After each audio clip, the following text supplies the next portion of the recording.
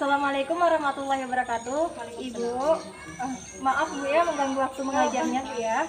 Perkenalkan Bu, nama saya Rizky Sarti, NIM A1A3211041 dari Prodi Pendidikan Pancasila dan Kewarganegaraan Universitas Jambi. Ibu, di sini Rizky ditugaskan untuk mewawancarai guru sejarah Indonesia. Ini berkenaan dengan tugas Rizky yaitu pendidikan multikultural. Nah Ibu, sebelum ke sesi pertanyaan nih, Ibu boleh perkenalkan diri terlebih dahulu. Perkenalkan, nama saya Nurlela. Saya di Madura Tanjung Jabung Timur mengajar di mata pelajaran sejarah Indonesia. Oke, baik Bu. Sudah berapa tahun Ibu mengajar sejarah Indonesia Bu? Saya di Alia ini semenjak tahun 2016. 2016 Bu ya. 2016. Oke, kurang lebihnya 4 tahun lebih Bu ya? Iya, kurang lebih. 4 tahun lebih. Nah, Ibu, langsung Rizky bertanya mengenai pertanyaannya Bu ya. Oke, apa sih Bu makna dari pendidikan sejarah Indonesia ini Bu? Nah, kalau untuk pendidikan sejarah, karena yang kita lihat sejarah kan kita bahas tentang sejarah dulu ya. Iya. Sejarah itu kan kita belajar sesuatu yang pernah kita alami ataupun yang pernah terjadi di Indonesia. Jadi kalau kita nanya apa makna dari sejarah Indonesia, ya kita setidaknya kita paham bahwa Indonesia sebelum merdeka itu seperti apa. Iya. Nah, itulah sederhananya. Peristiwa-peristiwanya Bu ya? Iya benar. Nah Bu, selama kurang lebihnya 4 tahun Ibu mengajar di Mandua Tanjung Jabung Timur ini, berarti Ibu telah melihat nih watak-watak atau karakter dari peserta didik Ibu. Iya. Nah itu Ibu, bagaimana sih Bu watak-watak anak didik Ibu selama ini Bu, selama Ibu mengajar? Kalau kita bahas tentang watak setiap siswa itu kan karakternya berbeda. Iya. Dalam satu kelas anggap kita sampai 25 atau 30 orang satu kelas tuh dengan watak yang berbeda itu masing-masing gitu kan. Jadi ya bagaimana cara kita mengambil simpati mereka supaya mereka lebih paham atau mereka tuh nyambung dengan apa yang kita sampaikan dengan sederhana mungkin, dengan sesimpel mungkin pastinya itu. Oke, baik Bu, agar peserta didik itu lebih paham Nah, mengenai ya salah satunya itu yang kita cari. materi-materi yang Ibu sampaikan. Oke, dalam pendidikan sejarah Indonesia itu Bu, terdapat kan materi-materi dan ilmu-ilmu lainnya yang terdapat di dalamnya. Iya. Salah satunya itu multikultural Bu ya. Dan multikultural ini itu kan berkaitan erat dengan kebudayaan yang ada di Indonesia. Iya, salah Maksudnya satunya. budaya-budaya, keragaman budaya. Nah, itu bagaimana sih Ibu menjelaskan atau metode cara Ibu menjelaskan kepada anak didik bahwasanya bagaimana sih keragaman budaya yang ada di Indonesia ini? Oh gitu. Ya, yang pertama pasti kita akan jelaskan dengan budaya yang kental di Indonesia dulu. Jadi yang kita sadari dari Sabang sampai Merauke kan banyak suku bangsa, Iya. ya, banyak adat istiadatnya, banyak kepercayaannya. Jadi kita kasih gambaran ke anak bahwa gambar secara umum Indonesia ini loh, dengan berbagai macam suku bangsa, dengan berbagai macam kepercayaan masing-masing dari daerah. Jadi itu nanti paling kita yang lebih simpelnya adalah lagi kita cari di wilayah kita di area yang dekat Mandua Tanjung Timur ini seperti apa sukunya. Nah, kita jelasin dari hal yang kecil dulu, dari suku bangsanya gitu. Agar anak didik lebih Iya lebih paham. Lebih paham. Iya. Ibu kan sebagai guru sejarah Indonesia Bu ya. Metode seperti apa sih Bu yang Ibu ajarkan di dalam kelas Bu saat mengajar? Oke.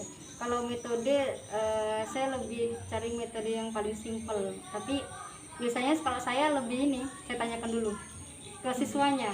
Karena karakter setiap kelas tuh berbeda. Ada yang memang sukanya metode yang kayak ceramah. Saya nanti yang bergerak kelilingin dia, atau saya buat letter U kelompok, atau nanti saya buat pakai infokus. Jadi tinggal tergantung siswanya karena setiap kelas itu berbeda.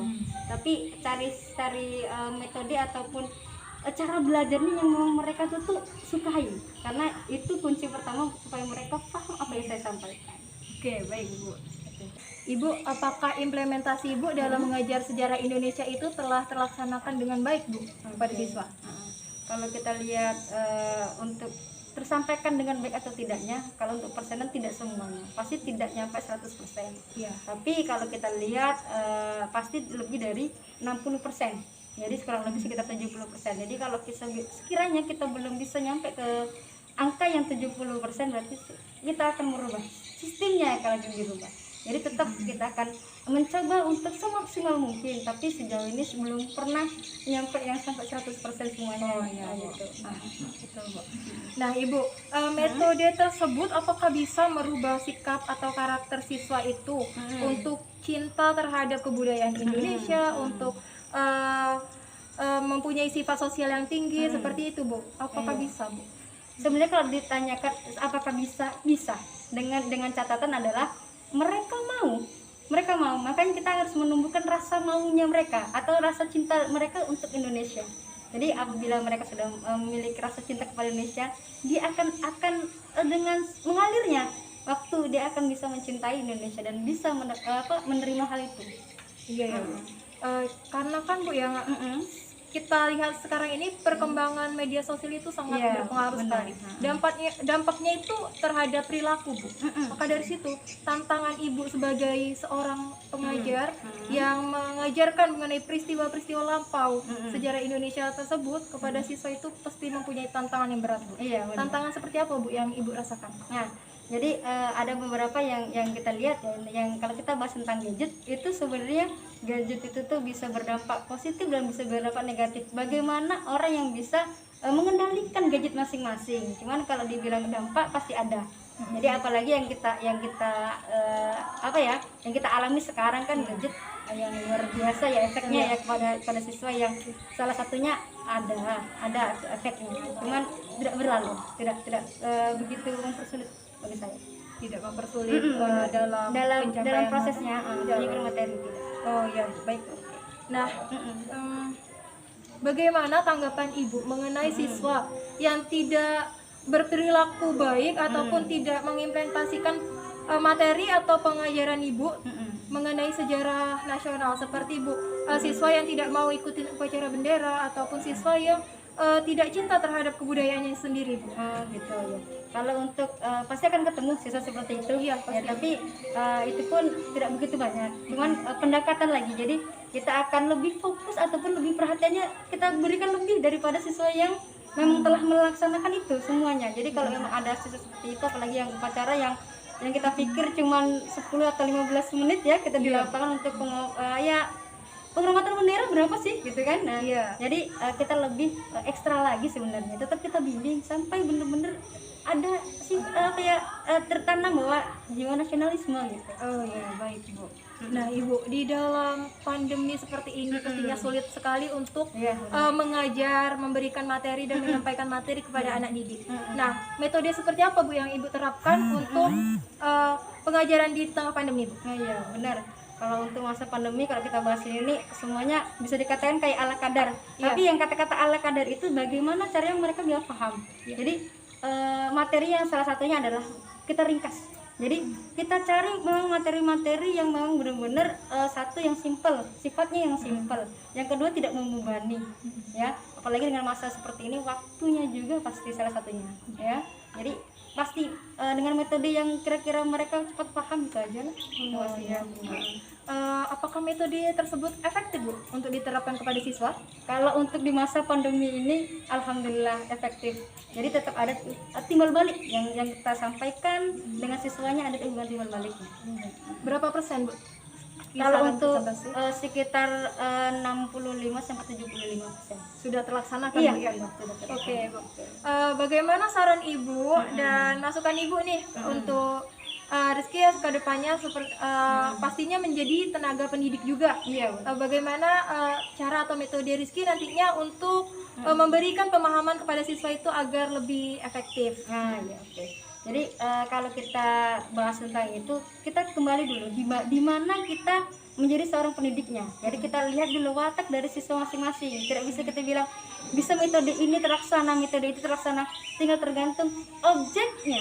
Jadi tergantung objeknya. Kalau kita harus memahami objek kita seperti apa, siswa itu karakternya bagaimana, baru kita cari nanti, oh sistem seperti ini yang nyambung dengan siswa, seperti ini yang nyambung dengan siswa. Jadi belajar untuk memahami siswanya dulu, baru kita akan belajar cara bagaimana sesimpel mungkin tapi bisa dipahami oleh siswa. Jadi intinya adalah kita pahami dulu sifat dari siswanya, masing-masing siswa. Iya benar. Oke, baik Bu, terima kasih Bu, terima kasih banyak Iya. karena Rizky telah mengganggu waktu Iya, kerja nggak Ibu apa-apa. ya Bu.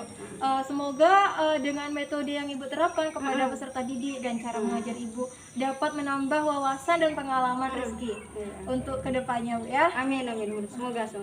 Ya Bu, terima kasih. Iya, Ucapkan terima kasih Bu ya. Adik-adik, kakak mohon waktunya sebentar ya, karena kakak ada beberapa pertanyaan yang ingin kakak tanyakan ke adik-adik. Untuk biar kita lebih santai, bisa kita duduk di sini aja ya. Nah, adik-adik, tadi kakak sudah mewawancarai guru kalian, yaitu Bu Nurlela kan guru sejarah Indonesianya. Nah, di situ beliau memaparkan sedikit lah mengenai metode pembelajaran beliau di kelas kalian. Nah, di sini kakak mau bertanya mengenai bagaimana sih cara atau metode beliau Bu Nurlela itu dalam mengajar atau menyampaikan materi kepada kalian. Menurut saya cara ibu menyampaikan materinya baik, menggunakan kata-kata yang mudah dipahami, menggunakan contoh-contoh yang sehari-hari ada di kehidupan, dan belajar juga tidak monoton, maksudnya tidak intinya ke pelajaran, ada juga bercanda-bercandanya. Jadi biar nggak bosan ya. Oke, baik. Kalau menurut adik gimana? Kalau menurut saya ibu tuh mengajar kayak ngasih materi terus dijelaskan dengan menggunakan kata-kata yang sederhana sehingga kami mudah memahaminya. Oke. Intinya kalian tuh cukup paham dengan materi-materi yang disampaikan oleh Ibu Nurlela tersebut ya. Nah, adik-adik, berarti kalian telah memahami pembelajaran sejarah Indonesia itu. Coba ceritakan atau jelaskan sedikit sih apa yang kalian pahami tentang sejarah Indonesia itu. Menurut saya pelajaran sejarah itu belajar tentang perjuangan pahlawan, tentang kerajaan-kerajaan zaman dulu seperti kerajaan Buddha, Hindu, Islam, dan lain-lain, Kak. Ya, betul Kak. Kalau menurut adik sendiri, Kalau menurut kami, pelajaran sejarah Indonesia itu menceritakan kejadian-kejadian di masa lalu. peristiwa-peristiwa di masa lalu ya, hingga kita itu kenapa kita belajar sejarah, yaitu karena agar kita tuh mengetahui peristiwa-peristiwa yang terjadi di masa lalu seperti itu ya. Nah, kalian mengerti nggak apa itu multikultural? Sedikit yang saya tahu tentang multikultural itu keberagaman kebudayaan, Kak, seperti keberagaman agama yang ada di Indonesia. Kan banyak, ada Islam, Buddha, Hindu, Kristen, Tionghoa. Baik, kalau menurut adik? Kalau menurut pengalaman saya, multikultural itu keberagaman suku bangsa yang ada di Indonesia. Dan kita sama-sama mengetahui suku bangsa di Indonesia sangat banyak, contohnya seperti Bugis, Jawa, dan lain sebagainya. Betul sekali. Jadi multikultural itu keberagaman ya, mulai dari suku bangsa, kebudayaan maupun adat istiadat dan agama. Karena kan multikultural itu apa kaitannya dengan sejarah itu? Karena multikultural itu terjadi akibat adanya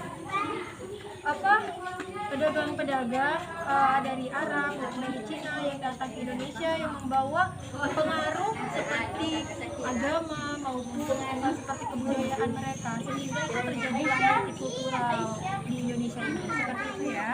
Nah, selanjutnya itu bagaimana sih atau cara kalian perilaku kalian yang mencerminkan kalian itu cinta terhadap kebudayaan di Indonesia ini, terhadap kebudayaan, adat istiadat atau agama kalian? Bagaimana? Kalau saya sering mengikuti seperti upacara-upacara adat yang masih dilaksanakan di tempat tinggal saya, Pak.